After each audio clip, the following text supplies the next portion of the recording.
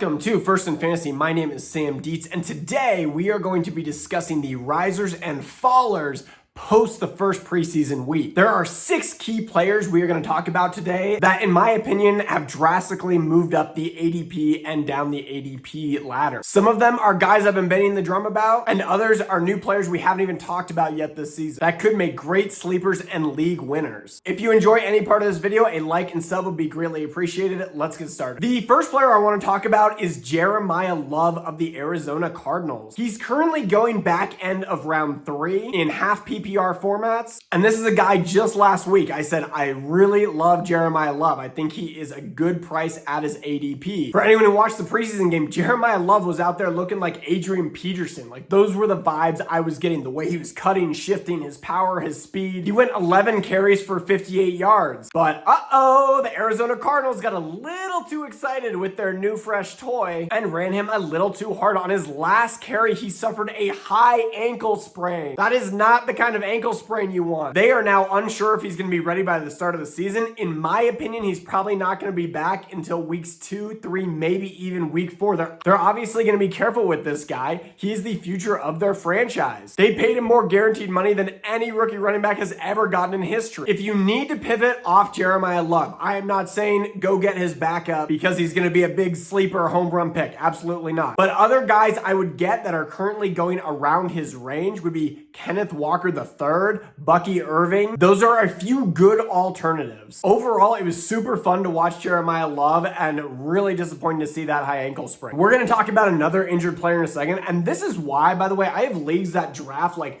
3 weeks early, 4 weeks before the start of the season, 2 months before the start of the season. So stupid. You are so dumb. You are really dumb. For real. Always draft on Labor Day weekend right before the season starts. Everybody deserves to have the most information before a draft. I can tolerate 1 week prior to that when most starters likely aren't playing, but wait till Labor Day. It is the best time to draft. If you have a commissioner that thinks otherwise, let me know and I can give them a personal shout out and go nuclear on them for you. All right, the next player we're going to be talking about is none other than Skattebo. As you all know, if you've watched my videos from the last few weeks, I have been anti-Cam Skattebo this year. I've gotten a lot of hate for it. I just don't think he's as good as Tyrone Tracy. He had an absolutely severe injury last season. From what I've seen in the preseason and from camp, he does not look as fast as he was last season. The injury concerns are very real, all the way from his brain to... Do you think CTE is a real thing? No. ...to his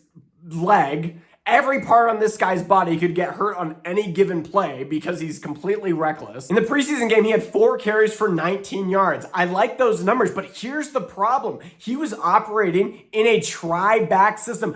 Who told you all that John Harbaugh was going to implement a dual or try-back system? I've been telling you for 2 weeks. All I've been getting is hate about. And what do we see? He splits work with Tyrone Tracy and Devin Singletary. And what did I say a few weeks ago? Tracy is a much better receiving back. He's shiftier, he's better at running routes, has more sure hands, and he got the receiving down work, as well as running game work. Cam is currently going in rounds 3 to 4. I don't understand that number. I feel like I'm taking crazy pills. One of the worst O-lines on a team that's going to be trailing often. A guy with high injury risk. I don't understand the hate I'm getting for this. I'm here telling you a week or 2 ago how this is going to play out before it plays out. And what do we see? It played out exactly the way I said it was going to play out. Stop drafting players just on hype or because they're fun to watch. Sure, if you're playing in a free league and you want to draft 4 dudes off your home team, go for it. If you want actually integral information that's going to get to you a week or 2 ahead of time before the results play out, this is the channel for you. I love seeing other fantasy channels say now, I'm going to have to rethink Cam Skattebo after seeing that preseason game. I told you this is going to happen a week or 2. This is why we are a forward-looking channel. There are so many channels. All they do is react to everything. And when you react to everything, you're always late. I'm getting vexed. The thunder of my vengeance will echo through these corridors. Gonna move on. Actually, before I move on, let me tell you 3 players I would rather draft than Cam Skattebo, going right around that range. And you can tell me if you would rather take Cam Skattebo over these players. I'm gonna start calling him Scam Skattebo. That's funny.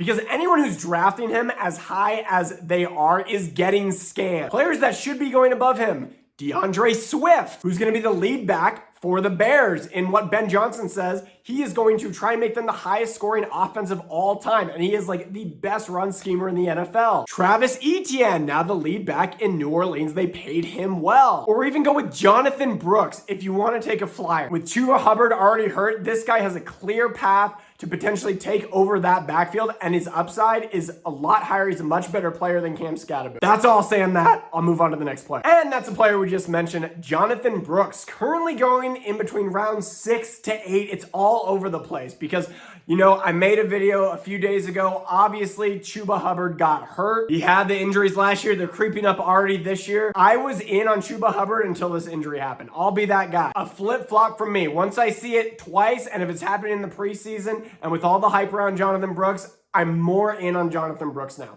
Listen, I still don't love it. Carolina Panthers have one of the lowest rated offensive lines going into next season. And I didn't love what I saw in the first preseason game. 3 carries for 5 yards, not exactly electric. But if Hubbard is out, Jonathon Brooks has a clear path to being that workhorse back for the Panthers. He's worth taking a flyer on, especially if you can still get him in that 7th to 8th round. Number 4, we come to a player I have been so anti on, and I've gotten so much hate. I don't know if it's because I'm a Dolphins fan or what it is, or people are just delusional out there, but I've been anti-Breece Hall. I've been banging on that drum for the last 2 weeks. He's currently going like mid to high round 3. He had 4 carries for 16 yards. On one of the carries, he broke to the outside and he had a clear path to the end zone, and he tripped over himself and had to go out of bounds. Somebody made that point to me. They said, oh, well, Sam, if you watched, which I did, you would have seen that he could have had a touchdown had he not tripped over himself. How does that make it better? That's like Daniel Jones running 75 yards to score a touchdown and tripping over himself. And Trying to stay upright and he trips. And everybody made fun of him forever. But because it's Breece Hall, he tripped over himself. Not his fault. Completely his fault. How is that better? The only player ever getting in Breece Hall's way, besides the committee backfield and the horrible coaching and the bad quarterback play, is Breece Hall now tripping over himself. And I get it. He got the first 10 of 11 snaps he was on the field. He's still the starter, okay?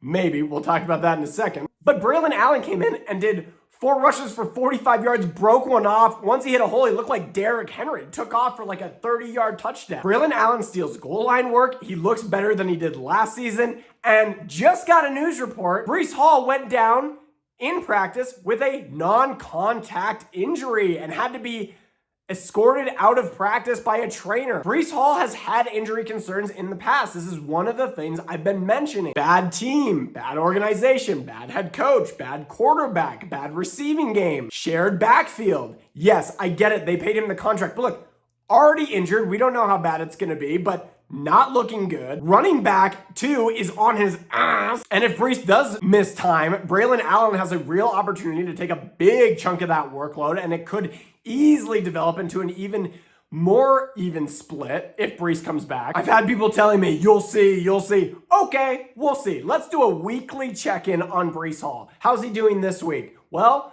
didn't run as well as the second running back and is currently injured. Oh, that's terrible. There you go. We'll check in next week on Breece. Number 5 is a player I was hot on last year. That sounds a little weird. What I meant to say is I'm very in on him this year. What the hell are you talking about? Might sound worse. It is Tyjae Spears of the Tennessee Titans. Tony Pollard looked a little slower last year. He's starting to get banged up. He's definitely getting older.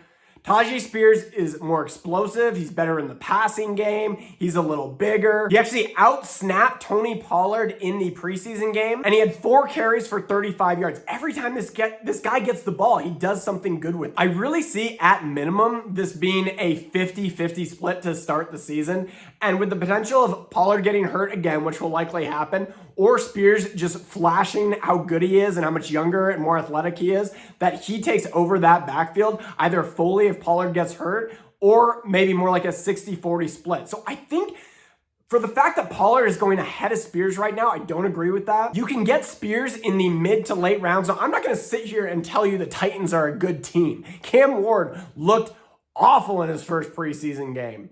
I have never been a Cam Ward fan. I don't like his stance. I don't like the way he hikes the ball. He looks way too casual. Looks too much like, I'm the guy, they paid me, it's all just going to happen for me. No, it's not, Cam. If you don't take that leap this year, you're going to be turning into Bryce Young pretty soon, and this organization could be looking at drafting another quarterback and have you out on your ASS much sooner than you hoped for and anticipated. All that to be said, don't mind to fly around Tyjae Spears because I'm a believer in the player and the situation. The last player we're going to talk about is Caleb Douglas of your Miami Dolphins. Let's go. Dolphins drafted him in the 3rd round, and he looks absolutely penciled in to be the wide receiver 2 in Miami. It looks like they're running a lot of wide receiver 2 sets with Malik Washington as one wide receiver and Caleb Douglas as the other wide receiver.